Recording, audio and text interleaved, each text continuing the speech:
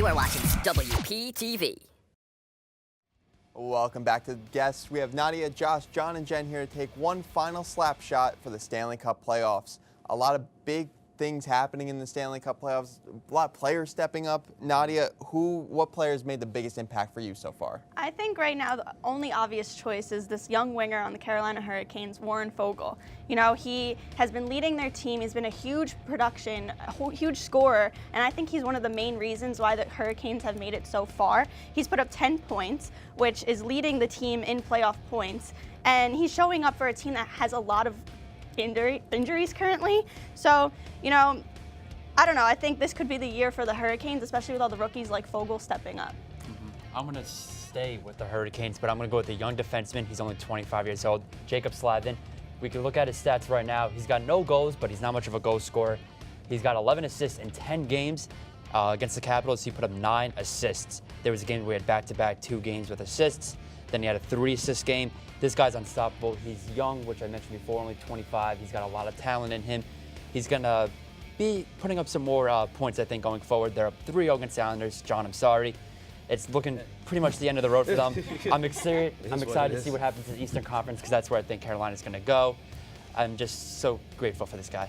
John, take us out of the East here. I'm actually not taking us out of the East. I'm going to Columbus. Matt Duchene.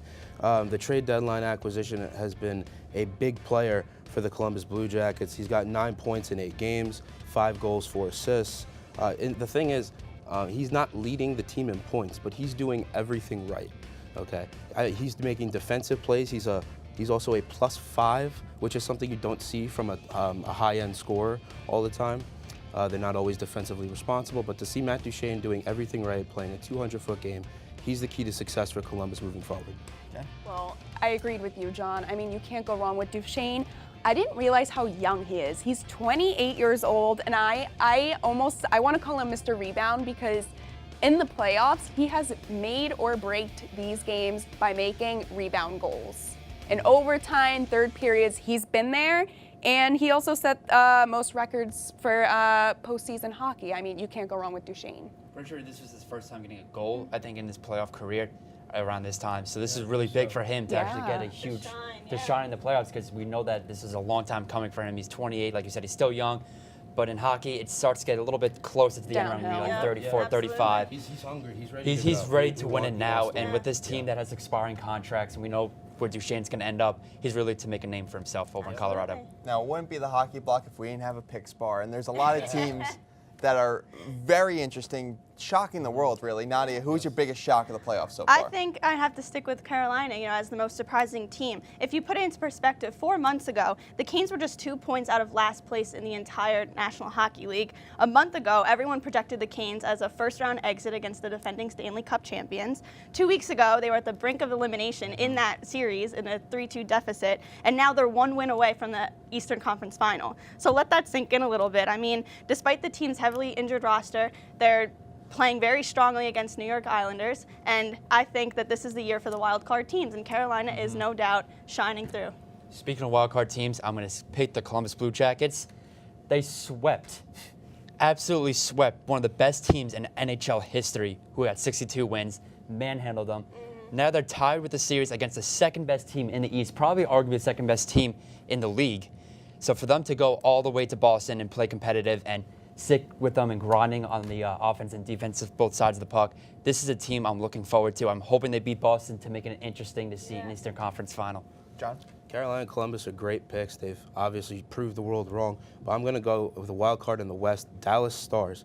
Ben Bishop has been one of the best goaltenders throughout the entire year. Right now he's got a 2.44 goals against in the playoffs. But really a big thing is rookie Rupe Hintz. This guy, 8 points. Who is he? 5 goals. He's got 5 points in just this series against the Blues. The Stars beat the Predators, the #1 team in the Central, in 6 games, I believe. So, I mean, with Rupe Hintz, John Klingberg with 8 points, and everyone else moving along, the Stars are the team to beat now. Jen? I mean, Nadia, I gotta agree with you. Carolina, very young team, and they have definitely proven themselves this playoff season. They beat the Stanley Cup champions first round. I mean, that says enough in itself. And right now, you know, they're not doing too shabby against the Islanders, who just came off sweeping the Penguins. Carolina's really holding their own. So, I mean, I just have to go with Carolina this season. So this one's tough because the hockey block is my father's favorite block, and we are losing both John and Jenn. John, I remember at your tryout, you told me right up, man, I'm really nervous. And Yes, look at you. You're one of the most technically proficient analysts that we've ever had on this desk. Thank you. And Jenn, in the 2 years that you've been here, you've grown so much as a personality and as an analyst. And we can't thank you guys enough for making hockey what it is today. One final hockey block, best block? Hockey block, best block. Hockey block, best block. Well, that's a wrap on an incredible season of WP Sports Desk. I couldn't be prouder of what we've done on this show this year. From the seniors going out on top to the freshmen who stepped up in a big way, the crew working their tails off to make us look good each and every Friday, and to you on the other side of that screen. We're IBS Award winners, we're Maltese Award winners, and that's because of you. Thank you. For our analyst crew and studio manager Al Clarke, thank you. From Studio B in Hobart Hall, I'm Dante Vocaturo. We'll see you in the fall.